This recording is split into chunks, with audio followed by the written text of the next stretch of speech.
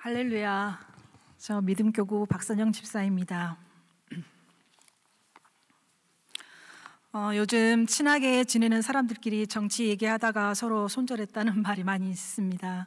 우리는 인간관계에서 갈등이 생기기를 원하지 않고 또 누구나 모두 잘 지내고 싶은 마음이 인지상정일 것입니다. 근데 요즘에 탄핵 정국을 지나면서 정말 뭐가 뭔지 모르겠다, 또 특히 탄핵 반대에 대해서 마음이 너무 긁힌다, 이런 그리스도인이 계시다면은 제가 드리는 말씀이 그분의 한 명이라도 도움이 되시길 바라는 그런 마음에서 기도하고 나왔습니다. 우리는 6.25 전쟁 이후에 75년간 한반도의 평화가 지속되고 한강의 기적이라고 불리는 그런 눈부신 경제 성장, 하나님의 축복을 우리가 받아 누리면서 자유의 소중함을 너무 잊고 풍요롭고 편안한 삶을 그렇게 살아왔습니다.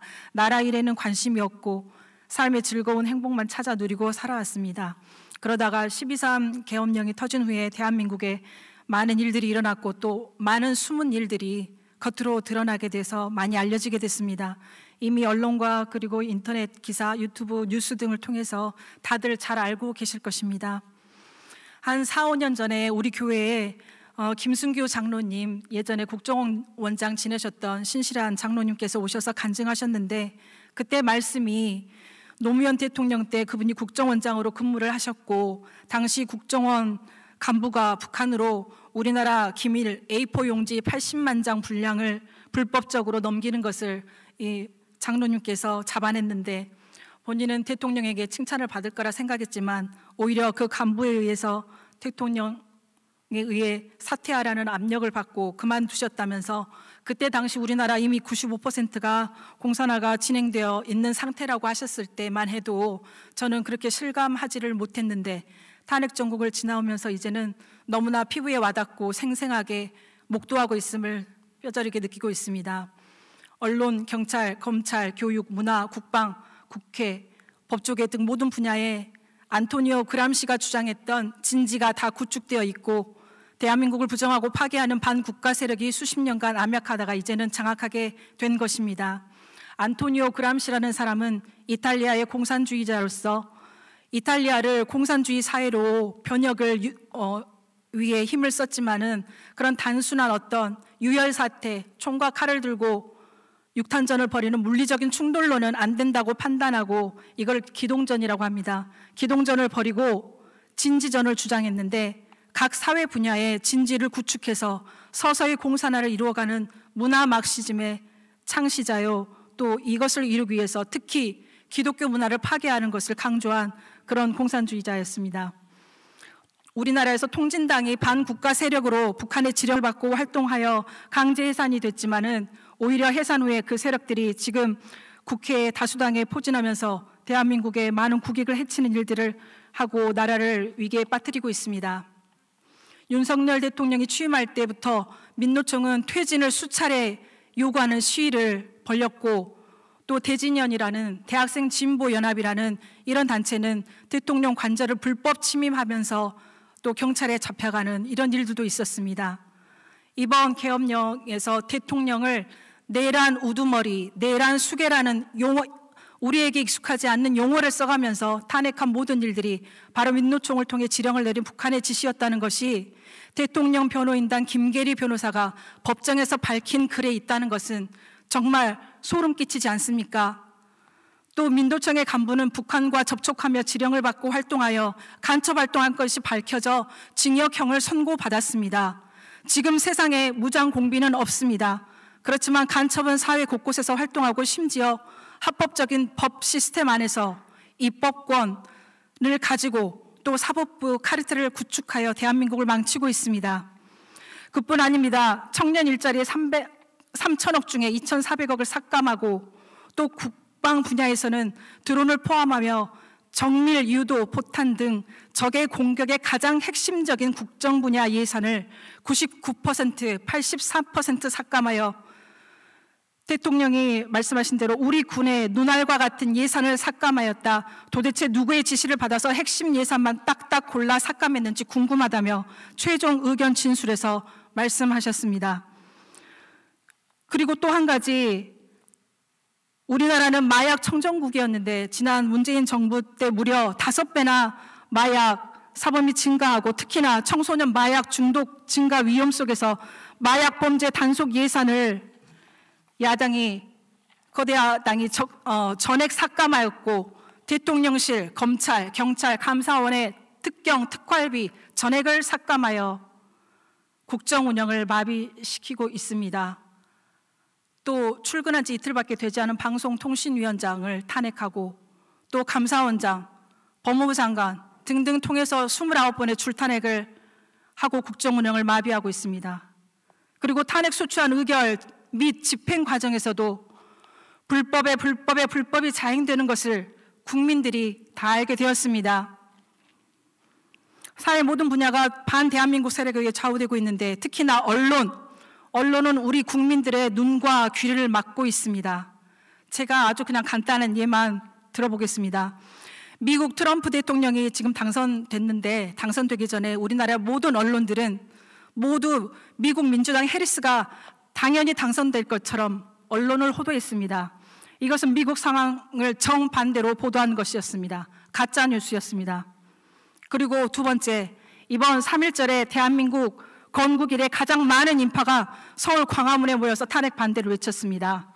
드론 항공 촬영 사진으로 분석하고 AI에게 분석하니 무려 인파가 610만 명이라고 집계가 되었는데 MBC나 JTBC 공중파는 그의 100분의 1 정도밖에 되지 않는 탄핵 창선 집회 쪽으로 사진을 바꿔치기 한 것입니다. 그리고 또한 이런 공중파는 기성 언론은 대통령을 내란 수괴라고 부르며 거짓으로 선동을 하고 있습니다. 아직 아무 판결이 나지 않았는데요.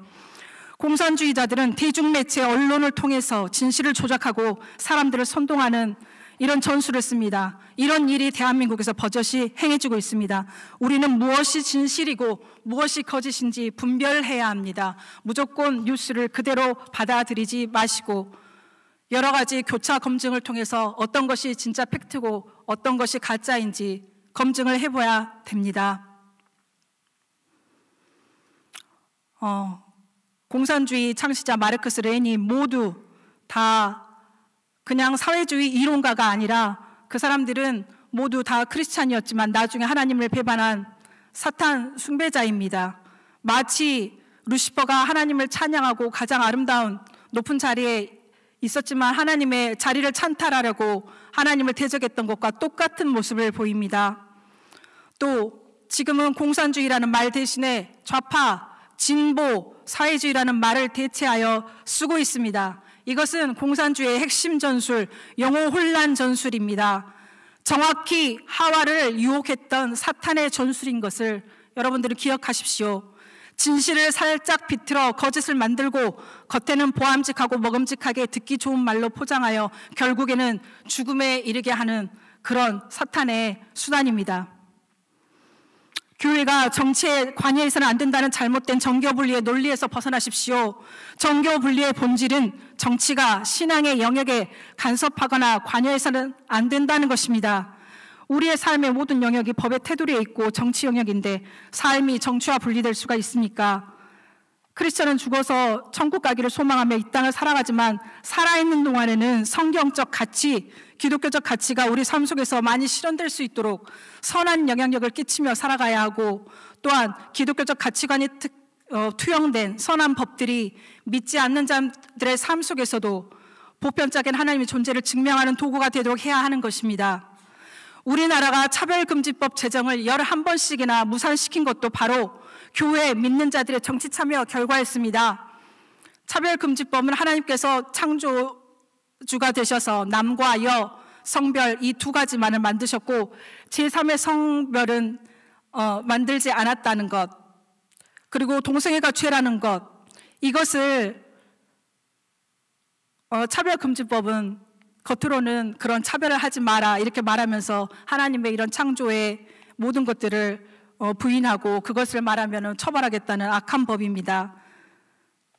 그래서 이러한 것들이 교회가 중심이 되어 줄기차게 지금 반대를 해왔습니다.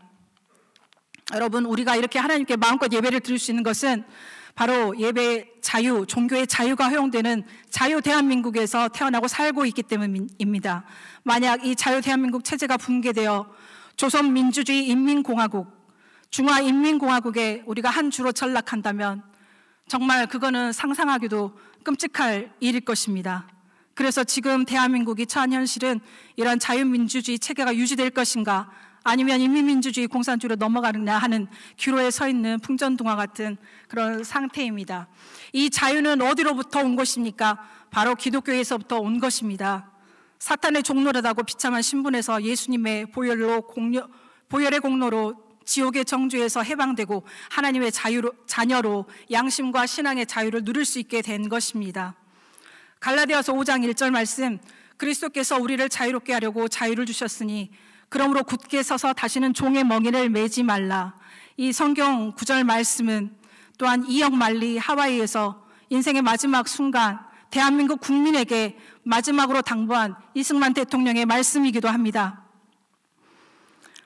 우리는 지금 자유 대한민국의 존립을 위협하는 그런 이 순간에서 또한 기독교인으로서 이스라엘 백성이 하나님을 잊고 우상 숭배에 빠졌을 때 이방의 침략과 또한 회초리를 드셨고 다시 하나님께로 돌아오게 하는 하나님의 인도하심이 우리 성경을 통해 있다는 것을 잘 알고 있습니다.